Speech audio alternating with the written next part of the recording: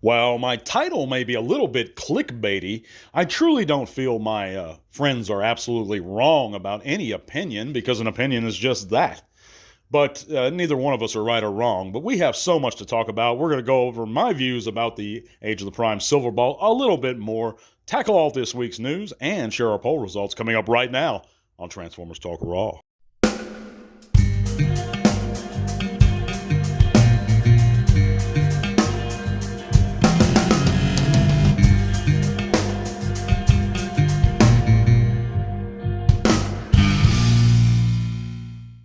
Welcome back to another TTRP. This is Transformers Talk Raw podcast. You're on YouTube or Spotify, guys. I'd like to thank all of you ladies, gentlemen, and droids for joining me on this afternoon in this edition of Transformers Talk Raw. If you haven't heard, guys, you can click all those great links in the description below. It's going to take you all kinds of cool stuff, including our Facebook group, where you can come there, share your own channels or pages, chat bots with us. We'd be glad to see you. Our community is growing all the time, guys. Just click that link in the description below. Join us. Come chat with us. And again, we'd be real glad to see you. If you'd like to help support the podcast further, you can click that link into our Patreon below, and that's going to automatically enter you for one or two drawings a month for a free figure, shipped at my expense, guys. And if you sign up at the $1 level, you get one automatic entry into that drawing. And if you sign up at the $3, you'll get two automatic entries into every drawing we have. We've given away tons of figures over the past 3 years, guys. Past 3 or 4 years now, I don't know. But I mean, it's deluxes, leader classes. I've tried to give away sealed G1 already, sealed G2. I mean, you just never know. It's just some really cool stuff, guys. So check those links out, all that good stuff. Check out my friend Candice's channel and everything else. But let's get right into it, guys. So a couple of my friends last week here on YouTube were talking about the Age of the Prime, Superion and Silverbolt. And one of them in specific, and I'm not going to mention his name. If you guys listen, you probably can figure it out. He's a real good reviewer, and I plugged him up, and I have mentioned his name in the past. But real good guy, and all these guys are good. And I don't think, unless you can prove it through empirical data and evidence, I don't think any opinion is right or wrong. It's just opinion. It doesn't become fact or false until you can prove it one way or another through actual fact. So I think that all opinions are acceptable. Like, for example, if I don't like Transformers 1, that's an opinion. And that's just my opinion. And I'm perfectly cool with you if you love the film. But this isn't about that anyway. This is about Age of the Prime Silverbolt. And I've listed my reasons, and I've gone over them in the past, but I want to expand on them a little bit. Okay, so he comes with this extra unknown large chunk of plastic that makes up the bulk of the skeletal limb structure of Superion. And with this chunk of plastic, it's not faithful to any version of Silverbolt that's ever come through any form of Transformers media. That can be comics, that can be any series the G1 Silverbolt was represented in. So he didn't have this blast shield little combat station ever before. That's something Hasbro conjured up as an excuse to give him the same skeletal structure, built in very much the same way as Menasor. And that is kind of silly to me. I understand why they did it, but it's not very faithful. But also, I have a big problem with his feet in robot mode. They're not animation accurate, guys, and you can look at the animation. They're way too flat. I believe there's some spaces in there. I just don't care for them. It's not to my taste. I think that the Combiner War Silverbolt was a better representation of the character, not color-wise, and certainly in not all aspects. But I'm happy with my Combiner War Silverbolt. And I'm not a guy that automatically dogs out everything that's new. I like plenty of new things that come out. It's just I'm very discerning, and I'm choosy with my money. And I think you should be too. You worked hard for it. Why wouldn't you be discerning and say if something's just new? I know it has that allure. Wow, it's new. It must be better. It's not always the case, guys. Take it from me. And you guys should know that by now. And I've made this reference before. The Generations Thrilling Dirty Brainstorm, or the old Voyager Brainstorm, was way better than the Titans Return one, or the Power of the Primes one, whichever one it was. I think it was Titans Return. Way better. I mean, it was sturdier, it was well painted. I've made that point before, and there's many more valid illustrations I can make to show that. So it's not always the case that something's new, it's better. But also, it's a commander class, which makes sense in context because you'd like Superion to be the same size as Menasor. But Gestalt leaders, in my opinion, should have never been commander class.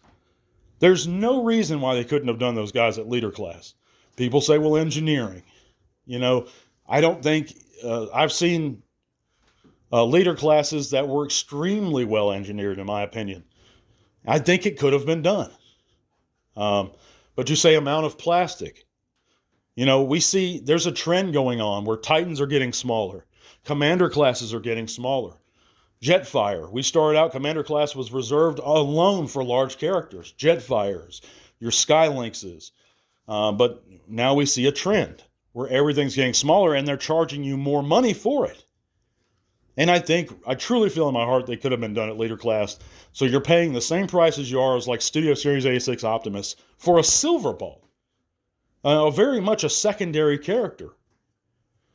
And anyone that tells me, and there's another knock against the figure, it's a retool, and this is a fact. You can try and debate all you want. This is not even my opinion. The limbs and skeletal structure are a retool. It might be a heavy retool of Menasors, but it is a retool of Menasors. Hasbro did not make new molds.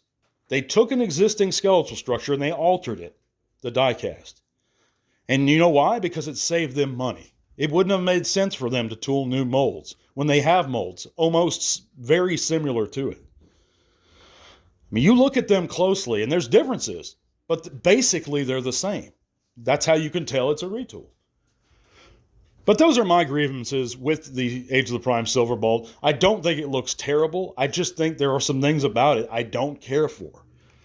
And if anyone tells you that your opinion is wrong, and it's not based in fact, well, that's why it's an opinion, So I think that your opinion is just as valid as mine or anyone else's. So I think that's bullshit. What I'm saying is I don't think my friends are wrong. I think my friends are just stating their opinions. And anyone who says their opinion's worth more than your opinion isn't worth your time of day. That's my opinion. Let me know in the comments what you think. We have a ton of news to cover, but let's first tackle our poll results.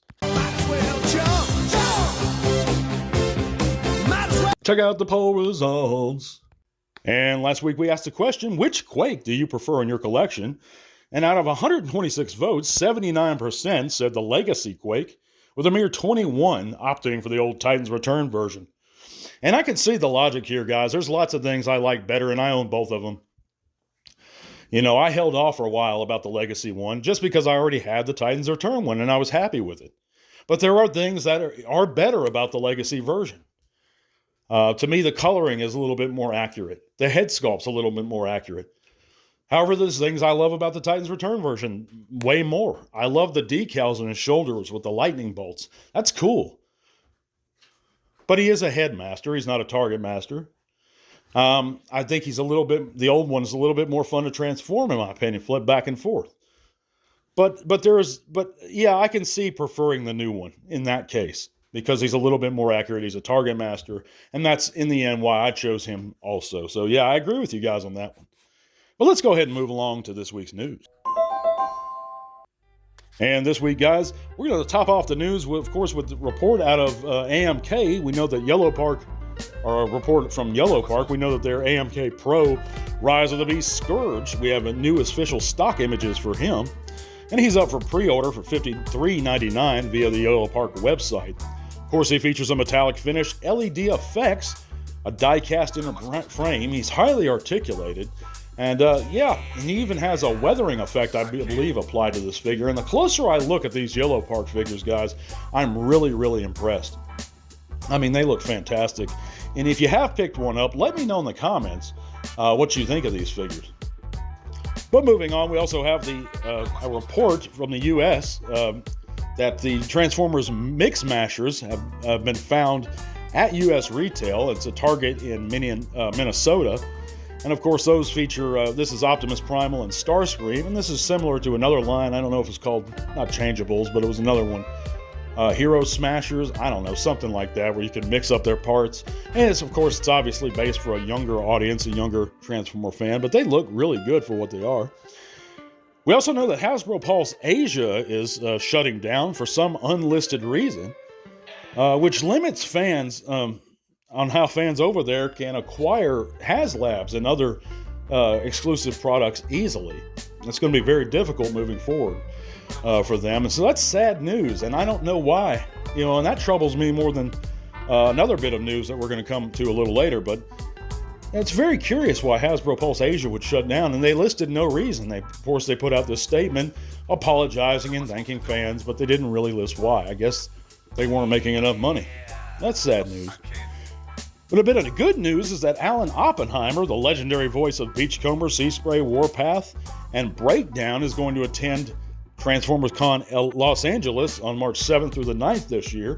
A true legend in the voice acting community, and one I personally enjoyed growing up hearing every week. But we also know the big one of this week is that Transformers Reactivate, a developing video game, has been canceled by developer Splash Damage, who also released a statement. And of course, they presumably were having various studio troubles. And many feel that Hasbro wasn't 100% supportive of this project. I don't know why people feel that way. Maybe they have some evidence they've acquired. I haven't seen it. Splash Damage has put out in their statement that Hasbro was indeed supportive of the project. It's just, I guess, they didn't feel it was going to be profitably lucrative for them. But let me know in the comments what you guys think of any of this stuff. And we're going to catch you back next week. Sorry to cut this one a little short.